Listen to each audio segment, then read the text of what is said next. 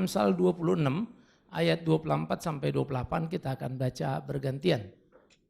Saya baca yang ke-24, saudara baca 25 terus sampai selesai. Oke, saya baca 24, kalian baca 25, kita bergantian. Si pembenci berpura-pura dengan bibirnya, tetapi dalam hati dikandungnya tipu daya.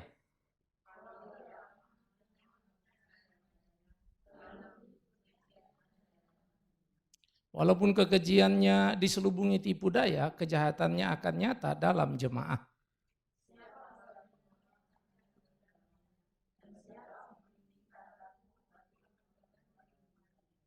Lidah dusta membenci korbannya dan mulut licin mendatangkan kehancuran.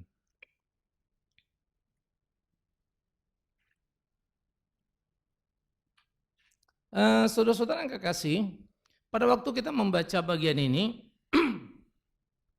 kita melihat bagaimana gambaran dan ungkapan sebetulnya hal yang seringkali tidak terduga dalam hidup kita terhadap seseorang di dalam pergaulan kita. Tapi paling tidak kita juga belajar untuk menganalisa diri kita supaya kita juga jangan terjebak di dalamnya. Maka dikatakan si pembenci berpura-pura dengan bibirnya, tapi dalam hatinya dikandungnya tipu daya. Prinsip yang pertama menjadi tidak mudah bagi kita untuk mempercayai apa kata orang.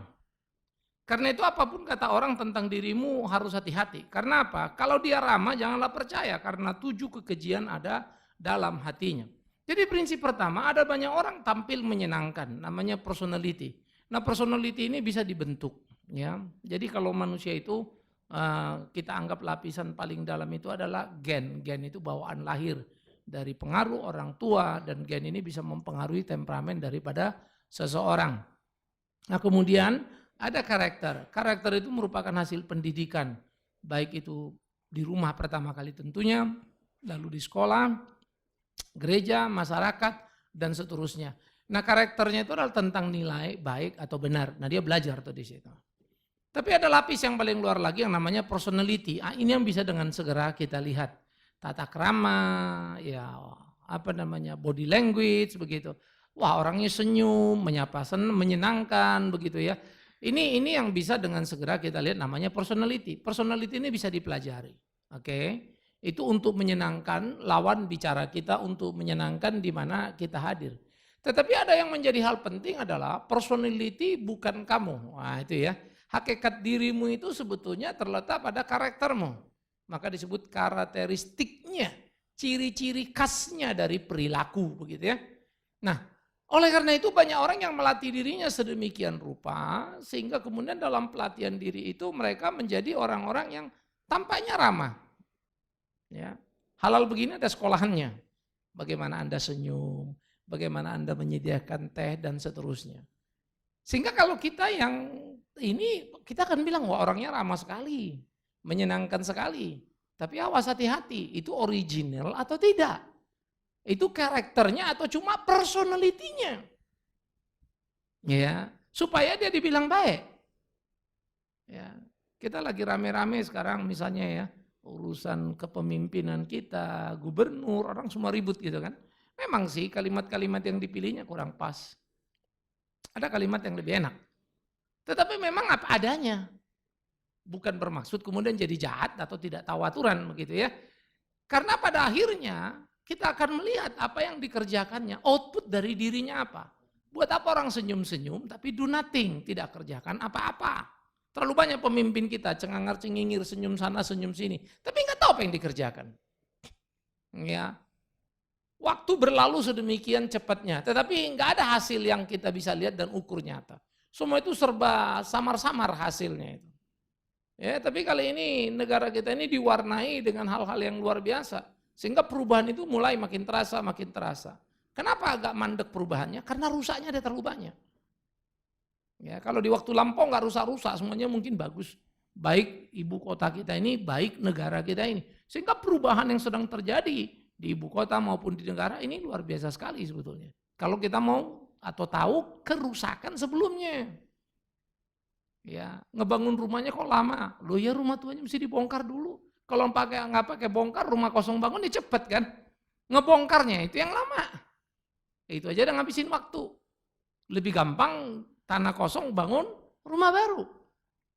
Nah, kita mesti ngerti, kita mesti melihat. Nah, karena itulah balik lagi tadi, apa sebetulnya atau bagaimana caranya kita bisa memahami itu. Jadi ingat tadi ya, pertama orang pada dirinya itu apa tadi? Gen yang paling dalam, yaitu bawaan lahir dari orang tua begitu. Kemudian yang kedua apa? Karakter, itu hasil pendidikan di dalam rumahnya ya. Itu mengenai baik atau buruk perilakunya, itu karakter. Nah, jadi di dalam karakter itu nanti orang ini baik atau buruk itu terlatih dia. Ya. Tapi orangnya juga bisa, aspek berikutnya adalah ke psikologisnya. Jadi dari gen mempengaruhi dulu. Yang kedua kita sebut temperamennya. Orang ini tipenya apa? Kalau bahasa Yunani pakai istilah Yunani itu kolerik, sanguin, flegmatik, begitu ya. Tipe mana dia? Ya. Atau melankolik begitu. Nah, jadi dari gen mempengaruhi temperamen. Nah, temperamen ini selalu ada kaitan psikologis dengan pembentukan awal atau dininya. Yang kedua tadi temperamen, maka yang ketiga baru karakter. Nah ini kan makin dia besar, dididik, diajarkan begitu ya. Nah, ini membentuk. Maka bisa jadi temperamennya itu tidak dikendalikan, karakternya jelek, jadilah sadistis gitu lah.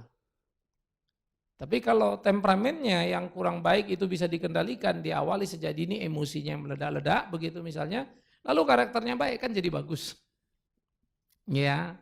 Nah ini yang kita mesti perhatiin betul-betul. Nah sesudah karakter baru lapis yang terakhir tadi yang personality tadi itu. Nah, jadi 4 slice ini gitu. Nah kamu lagi lihat yang mana nih? Ya. Jadi temperamen itu dari gen bawaan keluar temperamen, dari temperamen pembentukan lahir karakter. Karakter dari pelatihan, saya sebut pelatihan ya karena personality bisa dilatih. Kamu bisa sekolah tuh. Cara ngomong, cara duduk, cara ketemu orang begini menyenangkan sekali. Jadi kalau saudara pergi ke ke restoran, ya apalagi kalau dari restoran Jepang ya, selamat datang, silakan, mari, sambut sampai duduk gitu ya. Apalagi yang diperlukan ibu kalau makan di sini ABCDFG misalnya, ya aturannya kan menyenangkan sekali.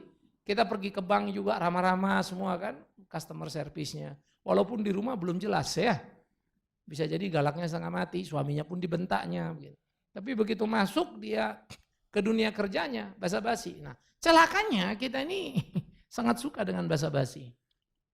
Nah, itulah orang Asia. Ya, orang Timur itu begitu suka basa-basi.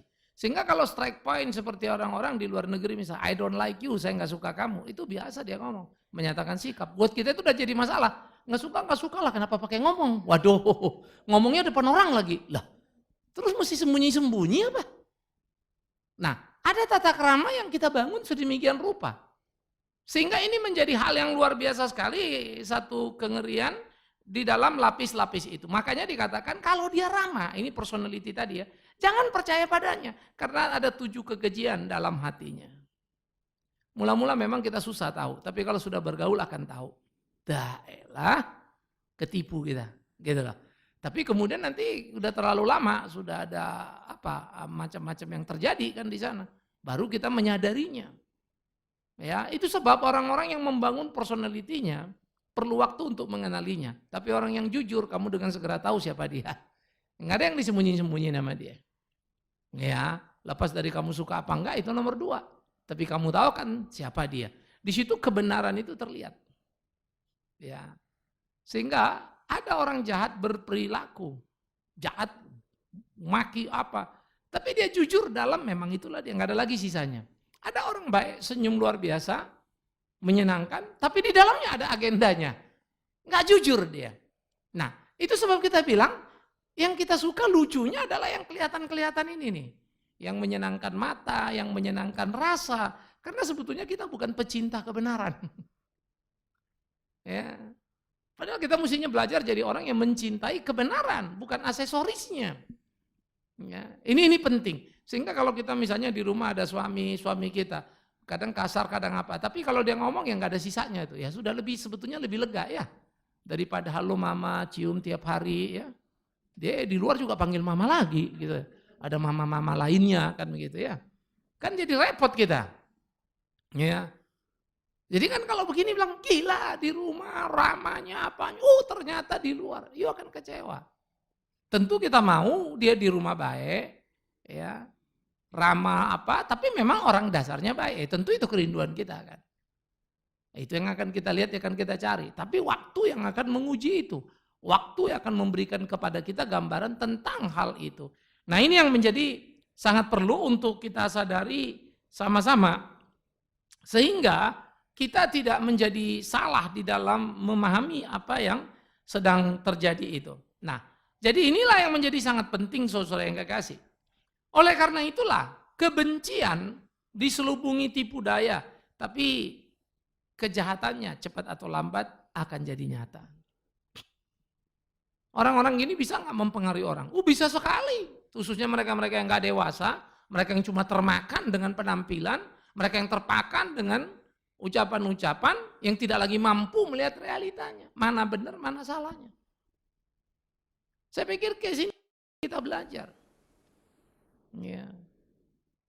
Mana yang benar, mana yang nggak benar? Ya, benar dulu urusannya.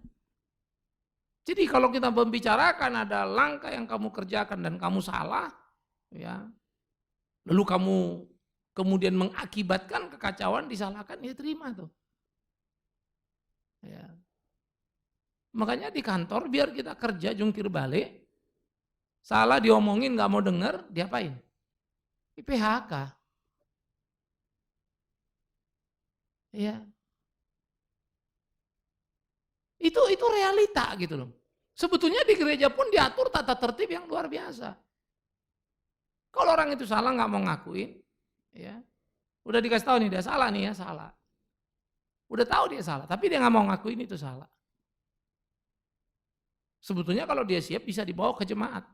Kasusnya ini salah. Jemaat bilang, oh iya memang salah dia dong misalnya. Diekskomunikasikan itu. Itu gereja disiplin dalam Matius 18 ayat 15 sampai 20. Begitulah disiplinnya gereja. Sehingga orang nggak bisa sembarang sebetulnya. Cuma lagi-lagi, apalagi kalau kita hidup di timur ini, kadang-kadang memang susah begitu. Saya sendiri pun seringkali kesulitan untuk menentukan satu sikap, bukan tidak tahu dan bukan tidak mampu. Ya, mesti mempertimbangkan banyak aspek. Karena kita nggak mau nanti putusan yang benar, setan yang pesta pora. Ya. Sehingga kita mesti jaga lagi. Tapi kemudian kacau balau juga. Kalau orang memahami dan menilai itu, wah tepatlah, bijak dianggapnya ya. Bagus, dianggapnya kagak jelas kan jadi repot lagi gitu. Sehingga urusan itu bisa kemana-mana. Nah itulah sebab orang yang berbohong ini kita mesti hati-hati. Karena sebetulnya ketika orang membela dirinya pasti dia akan melakukan banyak kebohongan atasnya. Bohong dalam perilakunya karena dia mau membela diri. Maksudnya gimana Pak? Ya dia bohong dalam perilakunya supaya kamu menghormati dia. Padahal sejatinya dia tidak layak dihormati. Karena bad character, karakternya buruk. Ya. Nah, oleh karena itulah harus hati-hati ya. Karena di dalam jemaah artinya secara proses waktu itu akan ketahuan. Gak bisa kamu sembunyikan. Cepat atau lambat akan ketahuan. Siapa pendendam, siapa ini, siapa itu jelas sekali tuh. Ya siapa yang dewasa, siapa yang kanak-kanak. Nah, dari setiap masalah kamu bisa lihat. Mana yang kekanak-kanakan. Ya kalau anak-anak itu apa juga terus aja. Urusan mainan yang sudah hilang dia ributin terus. Padahal udah selesai sebetulnya menurut orang dewasa. Tapi anak-anak lain. Ya.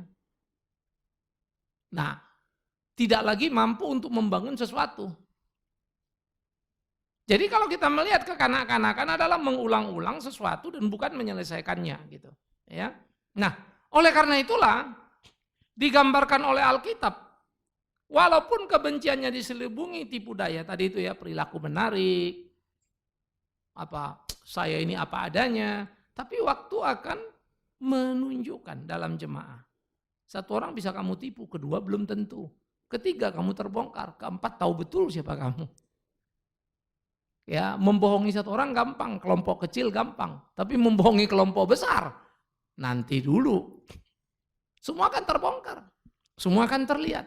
Karena itu ya mari tampil apa adanya, jangan basa-basi. Jangan ributkan tata krama ini dan itu, tapi melabaikan, melupakan hakikat prinsip dari kebenaran. Benar ya benarlah. mau sesakit apapun, tidak ada kebenaran yang menyenangkan. Semua kebenaran pasti menyakitkan. Itu realita. Nah, tetapi kalau kita mengcounter itu, lalu menolak, merasa kita paling benar, ya silakan masing-masing. Waktu akan membuktikan kebegalan, kekerasan hati tiap orang. Jangan lupa ya ibu-ibu, 1 orang, 2 orang, 5 orang menyukaimu. Tapi hati-hati loh, saat bersamaan bisa 10, 50 orang membencimu. Jadi kita mesti fair, mesti ngelihat betul-betul. Supaya kita sadar di mana kita ada. Supaya kita tahu menempatkan diri. Tapi sebaik-baiknya kalian, jangan pikir tidak ada orang yang benci kalian. Banyak orang yang benci kita karena baiknya kita. Bisa. Ya, itu realita. Kamu baik, lalu orang lain senang kan. Yang ini jealous. Lalu benci sama kamu. Padahal kamu kan gak minta disukai orang. Tapi karena kamu baik, orang suka sama kamu. Temanmu ini marah. Lalu anggap dia hanya mau membela dirinya, menyenangkan dirinya. Lalu lupa kepada kita. Ini kan ironi sebetulnya. Tetapi itulah yang terjadi di dalam kehidupan hari-hari orang, sehingga apa yang terjadi dan apa yang dijalani menjadi sesuatu yang menyedihkan, menjadi sesuatu yang mengerikan. Nah, karena itu diperingatkan oleh Amsal, siapa menggali lubang akan jatuh ke dalamnya, siapa menggelindingkan batu, batu itu akan kembali menimpa dia. Tuhan itu bukan Tuhan yang diam. Tuhan pasti bertindak. Tapi waktu Tuhan bertindak tidak sama dengan kita. Ada orang pukul kamu, kalau kamu kan langsung pukul pada saat itu, terbalaslah rasa jengkelmu. Ya kan? Nah, ini orang pukul, kita diam, biar Tuhan yang balas. Enggak dipukul-pukul tuh. Tapi percaya, kamu akan lihat bagaimana perjalanan hidupnya, bagaimana lingkungannya, ya bagaimana hari-harinya, akan terlihat kok. Ya, dia akan keras sendiri misalnya. Tidak diusir pun dia tidak akan tahan di situ. Itu realita yang dengan sederhana kita lihat. Hidup ini kan bukan hidup satu hari. Hidup ini kan bukan cuma rumah kita. Kita punya tetangga. Kita punya hari esok. Hati-hati. Ya. Kalau orang menyukaimu karena kamu kaya raya, ya semua juga orang suka sama orang kaya raya ya. Kalau kamu ketipu karena itu bodoh sekali. Kalau orang dekat sama kamu karena kamu bayarin, semua juga orang mau dibayarin. Tapi kalau orang suka sama kamu, menghormati kamu dan membayari kamu, itu beda hukumnya. Respect sama kamu, itu lain itu. Jadi jangan pernah gerah, jangan pernah bermasalah dengan banyak sekitar dalam hidup ini. Ya, nah oleh karena itulah pentingnya satu kehati-hatian yang kita perhatikan. Supaya kita tidak menjadi orang-orang yang salah, orang-orang yang kacau. Sehingga kebohongan sebagai proses pembelaan diri akan menimbulkan satu bohong kedua, ketiga, keempat yang ikut dah. Karena bagaimanapun dia mau menutupi kesalahan, maka kebenaran harus diabaikan. Kalau kamu nggak mengabaikan kebenaran kan kamu nggak bisa bohong. Nyatanya kamu yang salah kok, sudahlah. Ya. Kamu main bola, peletok gitu kan, luka kakimu. Ya, kenapa luka? Ketendang sama teman. Loh emang kenapa? Dia pakai sepatu bola. Kamu enggak. Ya salahmu dong. Namanya main bola ya pakai sepatu bola tuh. Kalau enggak ya risiko kamu di situ. Bisa ngerti maksud saya? Jangan karena adu kaki lalu kamu salahin dia. Memang peraturannya pakai sepatu bola. Pakailah. Tapi kalau kamu nggak pakai berarti kamu sudah tahu apa? Resikonya, tanggunglah. Jangan nggak mau resikonya tapi nggak ngikutin aturannya. Ya repot lah. Lalu kita salahin semua orang yang pakai sepatu padahal memang mereka yang benar. Lalu kita bilang curang yang pakai sepatu padahal dia yang betul. Lalu kita bilang nggak ada aturan ini. Orang kaki kok dihajar. Padahal mereka memenuhi aturan, kita ya enggak. Maka semua persoalan itu perhatikan, dari sudut manapun bisa dilihat. Kecelakaan kita yang terlalu cinta diri, semua persoalan kita lihat dari sudut siapa? Sudut kita sendiri. Itu sebab dalam berbagai hal, ya kebohongan itu merajalela karena kita mencintai diri kita. Padahal apa sulitnya sih kalau salah yuk ngaku, selesaikan urusan. Nah itu sebab saya suka bilang, kadang-kadang hidup ini lucu ya. Ada orang dimarahin sama bosnya, bop. Dia ngomel-ngomel. Ya terus ngomong sama temannya, bos ini kelewatan. Padahal dia salah. Loh kamu salah nggak? Memang salah. Saya nggak masalah dimarahin, tapi caranya itu loh. Loh kok kamu sudah salah. Dimarahin pakai mesin cara marahinnya. Kita kan lucu sebetulnya ya. Padahal yang kebenaran fakta pertama adalah bahwa kamu salah. Risikonya dimarahin. Tapi karena kamu ributkan cara marahnya, kamu kehilangan apa? Nilai benernya. Kamu nggak akan berubah. Percuma kamu dimarahin. Kamu nggak akan berubah perilakunya. Kenapa? Karena bagi kamu yang penting cara marahnya yang tidak menyakitkan kamu, menyenangkan buat kamu. Padahal namanya hukuman itu kan nggak ngenakin. Makanya sering kita bilang, caranya. Lucunya setengah mati. Kamu salah apa enggak sih sama bosmu? Salah. Pantas enggak bosmu maki-maki kamu? Pantas. Lalu kamu ribut apa? Caranya. Dia lupa, dia bikin bosnya emosi. Lalu bosnya meledak. Yang bikin emosi siapa? Ya dia juga. Apalagi dia tunjukkan rasa tidak sukanya. Makin ngamuk lagi bosnya. Makin gede lagi ceritanya. Sadis katanya kan. Dia nggak tahu dia sadistis yang lebih gila karena membuat bosnya sampai begitu marahnya. Kelakuanmu itu sadar tuh. Sehingga dia tidak bisa menangkap kesalahan awalnya. Dia hanya meributkan akibat yang didapatkannya. Dia ribut tata krama yang nggak penting. Kebenaran dilupakan. Sebagai orang Kristen, saudara, saya harap kita menghargai kebenaran nomor satu lebih dari apapun. Lepas kau suka nggak suka, kalau benar adalah benar. Itu prinsip.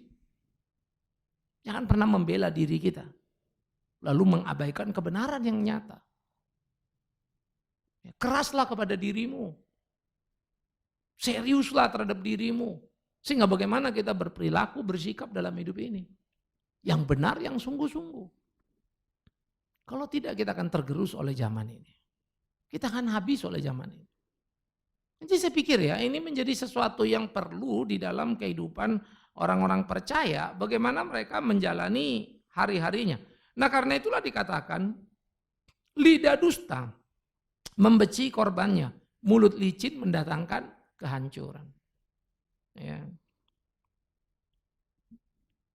Orang yang berbohong udah membenci korban. Kalau kamu sudah benci orang, apapun kamu udah gak bisa lagi lihat yang benar dari orang itu.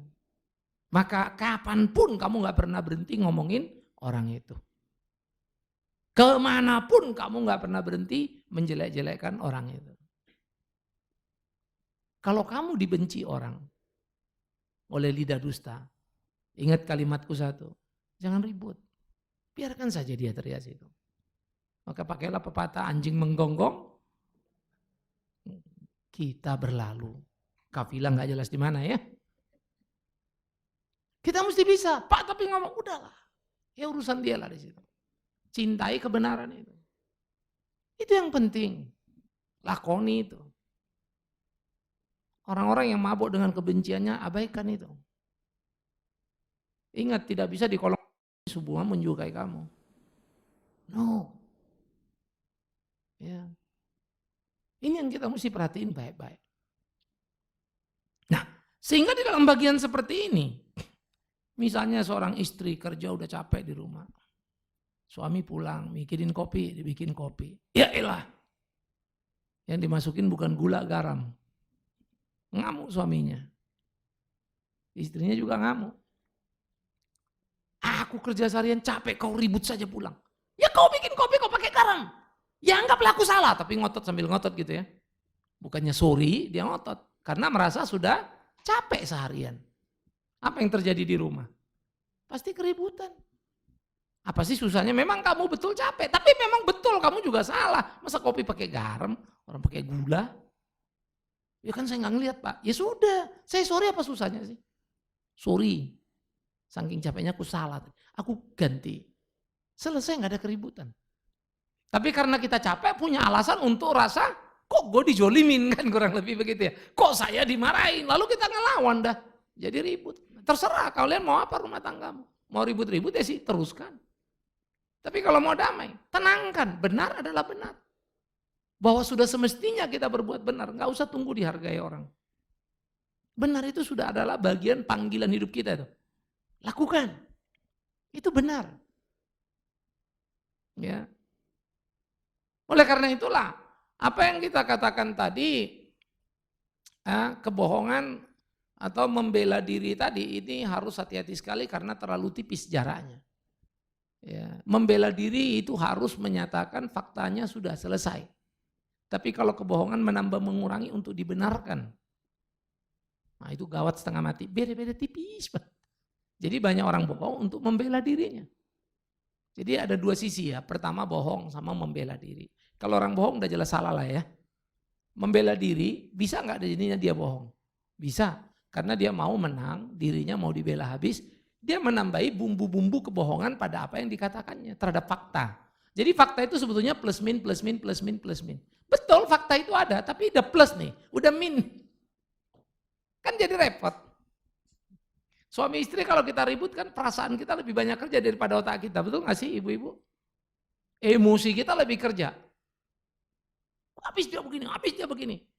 Sebetulnya habis dia begini itu ya ini kita kalah kerja sama emosi kita. Emosi kita lebih meledak-ledak. Itu sebab urusan di dalam rumah seringkali nggak selesai. Karena emosi lebih maju daripada logika. Padahal kalau semua dipikirkan baik-baik, diatur gitu kan. Kalau ketemu, oh ini salahnya sini perbaiki. Selesai kan sebetulnya. Nah cuman kan kita bilang, ya Bapak kan namanya orang kan dia emosi kan di rumah begini. Lalu kita cari pembenaran terhadap kesalahan. Jadi salahnya jadi benar. Ya dia gitu karena, dia gitu karena, dia gitu karena. Ya sudahlah, benarkanlah salah itu. Maka hilanglah benar itu. Sampai akhirnya nggak tahu lagi kasusnya sebenarnya apa ini. Sudah lebih banyak plus minnya daripada fakta realnya. Apalagi kalau orang membohong untuk membela diri, udah lebih gila lagi tuh. Tuh langsung sudah. Yang nggak ada pun di karang-karangnya itu. Manusia itu dicebaknya itu hatinya, diuraikannya itu. Padahal dia nggak tahu apa dan siapa. Yang ngomong yang nggak datanya nggak ada. Semua orang benci sama dia, semua orang nggak suka sama dia. Padahal nggak suka kamu kok bilang semua orang. Ini apa sih, kan lucu sebetulnya. Ya. Nah dia nggak bisa ngelihat apakah ada orang nggak suka sama dia nggak bisa lihat. Karena dia sudah keracunan dengan apa? Kebohongan. Nah karena itu saudara-saudara yang dikasih oleh Tuhan Yesus Kristus, menarik sekali ketika Amsal itu mengingatkan pertama, janganlah pernah berpura-pura dalam ramah tamamu. Oke, ramalah tapi jangan pura-pura. Ramalah, jangan hanya pada orang yang di atasmu, tapi aslimu kelihatan kepada orang yang di bawahmu. Ramalah, bukan by situasi dan kondisi. Ya, yang kedua penting sekali. Ingat, kepalsuan pasti terbongkar dengan segera, cepat atau lambat. Nggak akan bisa bertahan lama. Ya, kepalsuan itu akan nyata. Semua orang kan bilang, iya ya kalau dia ekstra gini ya.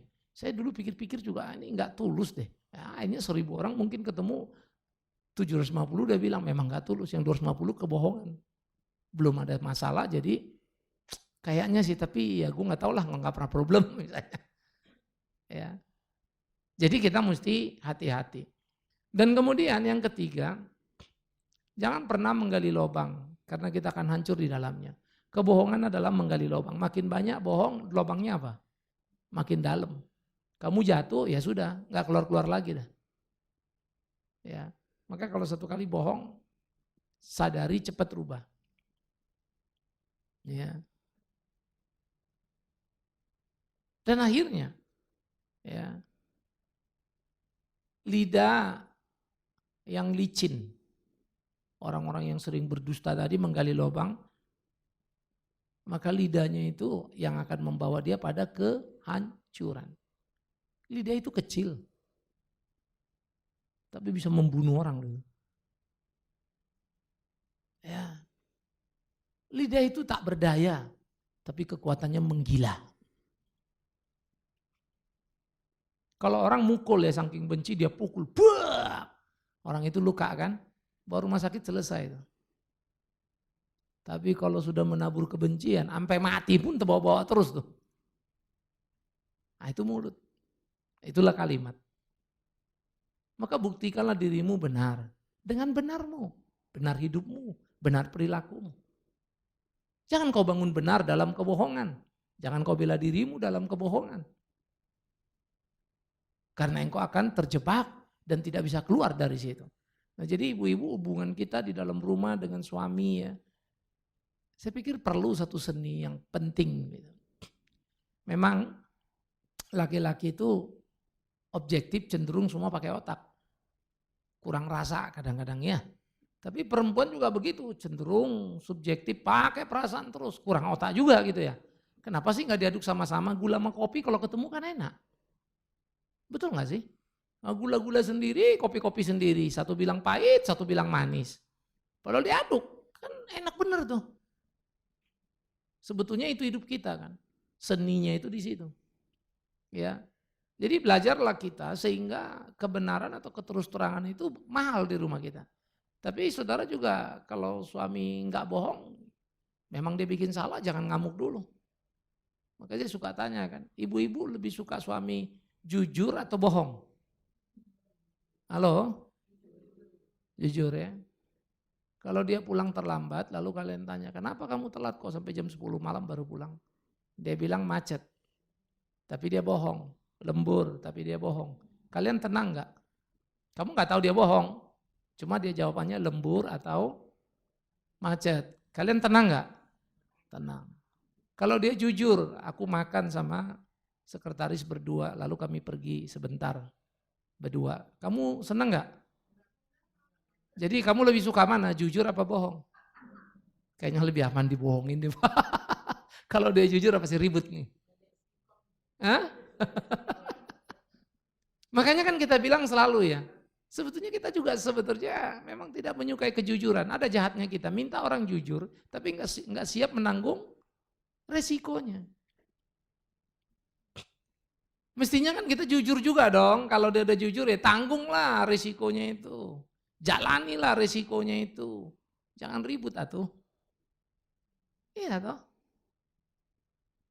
Nah jadi saya pikir ini yang menjadi sangat penting dalam hidup kekristenan kita. Bagaimana kita hidup dan membangun itu secara penuh. Seriously bertanggung jawabnya. Ya. Nah jadi marilah kita memikirkan sama-sama bagaimana hidup semestinya. Memang tidak mudah mencintai kebenaran. Lebih mudah menyukai kebohongan. Oke, kita hati-hati ya. Kita terus nikmati hidup bersama Tuhan.